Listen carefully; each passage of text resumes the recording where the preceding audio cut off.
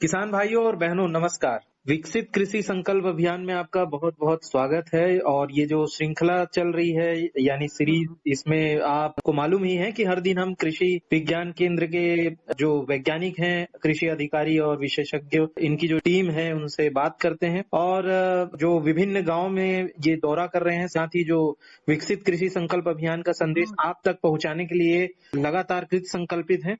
तो इसी कड़ी में आज हमारे बीच हैं कृषि विज्ञान केंद्र शहडोल के वैज्ञानिक श्री दीपक चौहान जी। चौहान साहब, आपका हार्दिक स्वागत है इस कार्यक्रम में।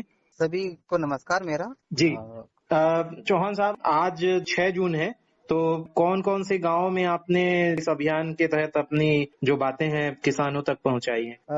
आज हमारा 9वां दिन था, जी। जिसमें हम जयसी नगर ब्लॉक के ग्राम बसोरा, जमुनिया और देवरा में हमने जो कृषि रथ जो गया है हमारा, इन 3 गांवों में भ्रमण करके कृषक संगोष्ठी का आयोजन किया गया, किसान रैली का आयोजन किया गया।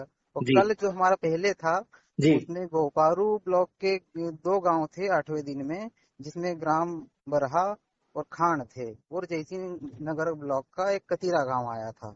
जी। ये जी। यानी कि 2 दिन में हम 6 गांव हमने कवर करे, जहाँ पे किसानों से हमने चर्चा करी खेती किसानी के बारे में और जी। उनको बताया गया। जी।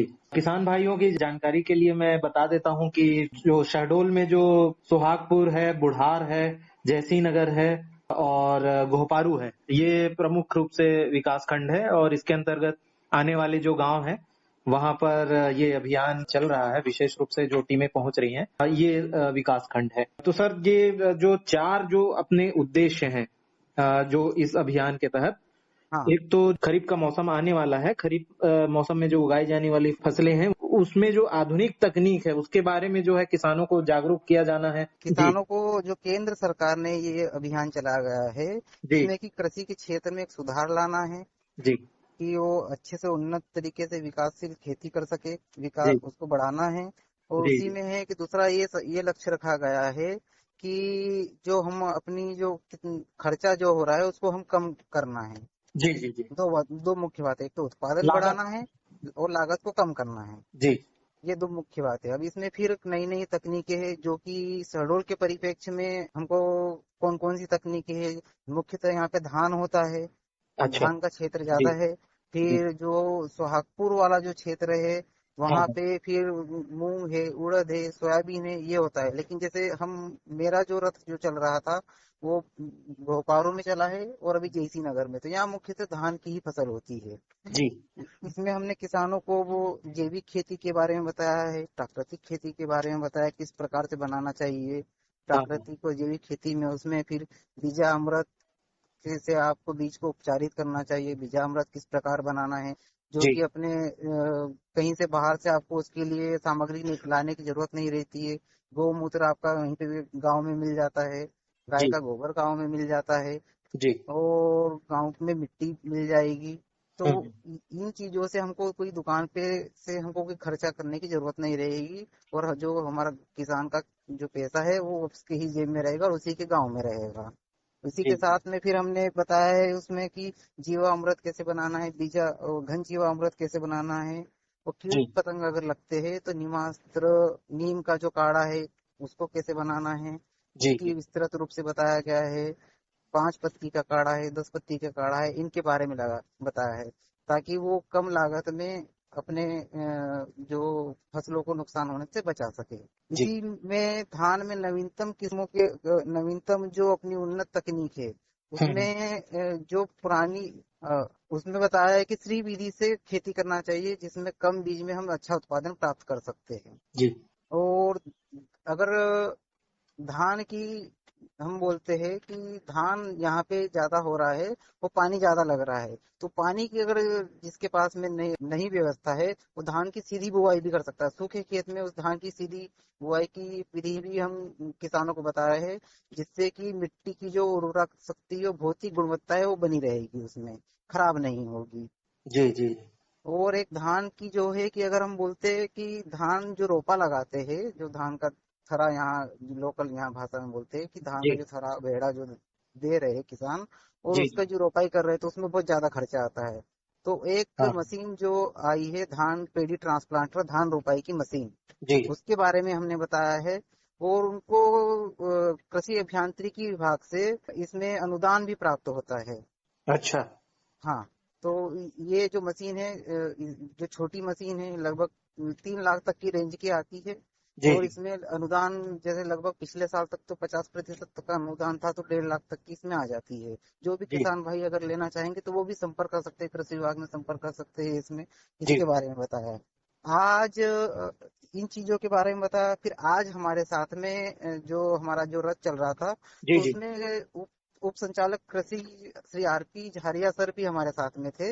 अच्छा तो उन्होंने भी किसानों को कुछ जानकारी दी, तो उसके बारे में मैं कुछ चर्चा करना चाहूंगा जी कि किसानों को, देखिए, यहाँ पे जो किसान उर्वरकों का उपयोग करते हैं, हम्म। वो असंतुलित अपनी मनमर्जी से समझो करते हैं कि जी कितना लाना है, कितनी मिट्टी की उर्वरा शक्ति है और कितना मिट्टी को जरूरत है, फसल को जरूरत है, जी इसके जी बारे में नहीं पता रहता है। तो उसके बारे में उन्होंने किसानों को बताया है कि उनको सबसे पहले मिट्टी परीक्षण के लिए कार्ड बनवा लेना चाहिए, जिससे जी कि उसमें पता हो जाता है कि अपनी किसान के खेत की मिट्टी का जब परीक्षण हो गया तो उसमें कितनी मात्रा में नाइट्रोजन है, फास्फोरस है, पोटास है और अन्य सूक्ष्म पोषक तत्व है। जी जी इन सभी के बारे में जब पता हो गया है, तो उस कार्ड में ये भी रहता है कि कितनी मात्रा में आपको यूरिया डालनी है, कितनी मात्रा में डीएपी डालनी है, पोटाश डालना है। अगर ये नहीं डालना है, जैविक तरीके से अगर उसको डालना है, तो जी वो गोबर की खाद भी डाल सकता है। तो गोबर की खाद कितनी मात्रा में डालना है, हाँ हाँ ये हाँ, उसमें दिया रहता है। तो उसके बारे में उन्होंने विस्तृत रूप से बताया है।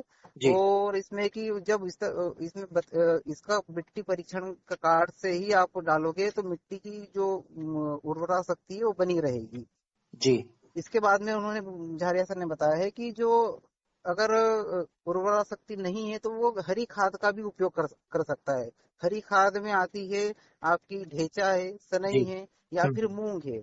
इसका हम्म वो धान लगाने के पहले लगभग 15 से 20 दिन पहले आप उसको बुआई कर दो। और जी जब वो लगभग 1 फीट की 1.5 फीट की हो जाए, और जब हम्म। फिर उसके बाद में उसकी उसी खेत में मचाई कर दो। किसान जी वैसे भी खेत में मचाई करके रोपा करता है, तो हम्म। वैसे ही उसमें मिला देना है। जी जी और वो ही उसमें सड़ जाएगा फिर। तो उससे क्या है कि जो नाइट्रोजन है वो उस हरी खाद से मिल जाएगी। जी साथ साथ में हमारे साथ में 2 वरिष्ठ कृषि विकास अधिकारी, एक घोपारू के और जयसी नगर के कलोराज में थे, एक सीबी बागरी जी जी और एक प्रदीप कुशवाहा जी।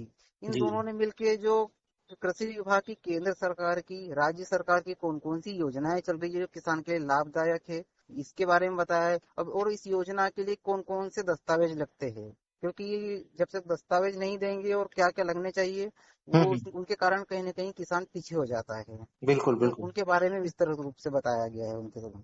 जी और एक है जो है हमारे साथ में बीटीएम आत्मा परियोजना के जो श्री टीके सिंह जी, ये भी थे। जी इन्होंने जो जैविक खेती के बारे में इन्होंने भी बताया है कि किस अच्छा प्रकार से जैविक तरीके की खेती करके कोदो कुटकी का उत्पादन किया जा सकता है और इसका हाँ हाँ प्रसंस्करण कैसे करना है, क्योंकि प्रसंस्करण भी एक मुख्य मुद्दा है इसमें।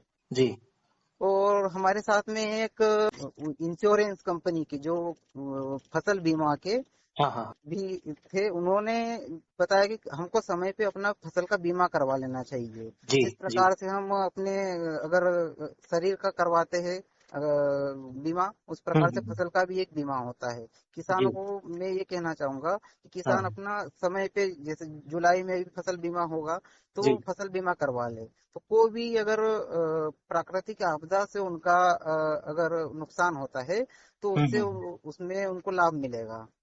जी जी फसल बीमा जो आपने बताया है, जैसे कि बीमा हम सब कराते हैं अपना खुद का, तो फिर फसलों का भी बीमा हाँ कराना है। हाँ। और जैसा हमारे शरीर में पोषक तत्वों की कमी तो नहीं है, इस बात की जानकारी के लिए हम कई प्रकार के टेस्ट कराते हैं। तो हाँ, ऐसे ही जो है हमारा जो टेस्ट है, उसकी रिपोर्ट जो है, ये सॉइल हेल्थ कार्ड यानी मृदा तो है स्वास्थ्य कार्ड में मिल जाती है। मिल ये जाती है। ये हमारा उद्देश्य भी है, ये जो अभियान है इसमें जो 4 जो प्रमुख उद्देश्य हैं, तो इसमें तो सॉइल हेल्थ कार्ड के बारे में जागरूकता और जो शिक्षा है उसको किसान भाइयों को देना, और साथ ही खरीफ मौसम के बारे में भी आपने बताया है। जो सरकारी योजनाओं और नीतियों के बारे में जो जागरूक करने की जो आपने बात कही थी, इसमें जो हाँ। प्रमुख जो दस्तावेज होना चाहिए, तो कुछ किसान भाइयों को बताएंगे कि कौन से जो है दस्तावेज जो है बहुत आवश्यक। इसमें एक तो आधार कार्ड आपका होना चाहिए। जी आधार कार्ड के बाद में एक मुख्य बात ये कहना चाहूंगा जी कि जी। इसमें है कि किसान की आईडी फार्मर आईडी बनती है अच्छा। आजकल। अब ये मुख्य है कि वो अगर आईडी बन गई तो उसके बाद में उसको लगभग लगभग कोई दस्तावेज की लगभग जरूरत नहीं रहती है, क्योंकि जी उसमें जी ये आपका बैंक वाला उसी में रहेगा, किसान का जो खसरा नंबर है वो भी उसी में रहेगा। और जी उसको तो अगर वो फार्मर आईडी अगर बनवा लेगा तो उसके बाद में लगभग लगभग उसको कोई दस्तावेज नहीं लगेंगे, क्योंकि सभी उसमें वो एक डिजिटल लॉकर वाला काम हो गया है उसमें। जी जी जी तो उसमें फिर नहीं लगेगा। तो अगर जो भी किसान भाई अगर फार्मर आईडी नहीं बनवाया है तो वो बनवा ले। जी। ये बहुत और ही अच्छी बात आपने बताई है और निश्चित रूप से इसका किसान भाई लाभ उठाएंगे। हाँ। एक जो उद्देश्य है और छूट रहा है, और वो चौथा उद्देश्य है कि किसानों से फीडबैक लेना। तो जो उनके द्वारा जो है नवाचार जो किया जाता है, वहां से भी वैज्ञानिक जो हमारे हैं वो भी सीखते हैं और साथ ही वो किसानों को भी सिखाते हैं। तो दोनों तरफ से जो कम्युनिकेशन है वो उसके माध्यम से जो है बहुत ही अच्छा एक सीखने सिखाने का जो है माध्यम बनता है। तो ऐसा कोई जो है किसान आपको मिला या हाँ, जानकारी आपने साझा? आपने एक बात हम भी भूल गए थे इसमें। जी हमने फीडबैक फॉर्म में, या हम बोले कि किसानों का जो हम फीडबैक ले रहे हैं, जी इसमें हमने खुद ने सीखा है एक चीज कि यहाँ पे बहुत कम क्षेत्र में धान या गर्मी में कोई फसल होती है, जी लेकिन जी हम कुछ क्षेत्र में गोपारू में गए तो यहाँ पे गर्मी में भी ग्रीष्मकालीन धान लगी हुई थी, किसान कर रहे हैं। जी। और जिसमें उन्होंने उनसे पूछते हैं कि आपको इसमें और बरसात में क्या अंतर दिखता है, तो वो यही बताते हैं कि इसमें बीमारियां कम लगती है हाँ हाँ और हाँ। कीट पतंगे भी कम लगते हैं। अच्छा, गर्मी की जो फसल है। हाँ, गर्मी की जो धान होती है इसमें तो जी उसमें जी। यानी कि रख रखाव और यानी कि जो खर्चा है हमारा कम लगता है। अच्छा अच्छा अच्छा। जी जी जी लेकिन एक बात मैं अपने जो वैज्ञानिक तरीके से ये भी कहना चाहूंगा जी कि जब वो गर्मी में भी धान करेंगे तो भविष्य में कहीं न कहीं पानी का जो जल स्तर है वो कहीं कम होगा। जी। ये, और उनसे एक ये हमने प्रश्न करा था हम्म। कि आप खरीफ की धान लगाते हो उसके बाद में क्या करते हो, तो जी। वहां कहीं न कहीं पे जो वो गेहूं का उत्पादन हो रहा था, गेहूं का उत्पादन कम हो रहा है। अच्छा। तो वो उसको छोड़ के फिर से धान पे आ रहे हैं, तो ग्रीष्मकालीन धान पे आ रहे हैं। तो जी वो जी। एक हमारे लिए भी एक प्रश्न है, उसके ऊपर अध्ययन करना है हम्म। कि किस प्रकार से वो गेहूं का प्रोडक्शन क्यों कम हो रहा है और क्यों उनका उसका क्षेत्रफल कम हो रहा है। जी ये एक हमने भी बात जानी है और उनसे सीखी भी है अभी। जी। हम्म। कल हमारा में जो गांव है अगर जैसे प्रसारित होगा अच्छा। और लोग सुन भी रहे हैं, जी तो मैं कल के गांव देना चाहूंगा कि अगर वहाँ के किसान सुनेंगे हमें तो कल जी आए और अपनी समस्या का समाधान भी करवाएंगे। कल जयसी नगर में हमारा है, झारा है, जी। कुबरा है और अमझोर, हाँ हाँ हाँ। ये 3 गांव में हमारा रथ चलेगा। अगर किसान भाई यहाँ से हमारी बात सुन रहे हैं तो आइए, आप आइए और अपनी जो भी समस्या खेती से रिलेटेड है उसका समाधान करवाइएगा। जी जी जी। बहुत ही अच्छी जानकारी आपने दी है। इससे निश्चित रूप से किसान भाई और बहन जो है लाभान्वित होंगे। चलते चलते संदेश आपका जानना चाहेंगे कि आज आगे जो आने वाले जो दिन है उसमें जो किसान भाई है उसमें और कैसे अपना सहयोग दे सकते हैं। कि मैं तो किसान भाइयों से यही कहना चाहूंगा, आप ज्यादा से ज्यादा संगठित हो और जो भी गोबर की खाद डाल रहे हैं, जो मैं पहले बात कहना भूल गया था, जी गोबर की पकी हुई खाद डालें, कच्ची जी गोबर की खाद ना डालें। जी धन्यवाद। जी जी। हम सब विकसित कृषि का संकल्प लेकर इस अभियान को सार्थक बनाएंगे। इन्हीं आशाओं के साथ आज यहीं तक, कल फिर मिलेंगे इस वादे के साथ, आपको रेडियो की तरंगों के साथ छोड़ जाते हैं।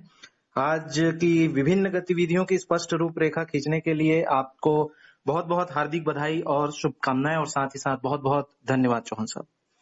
धन्यवाद।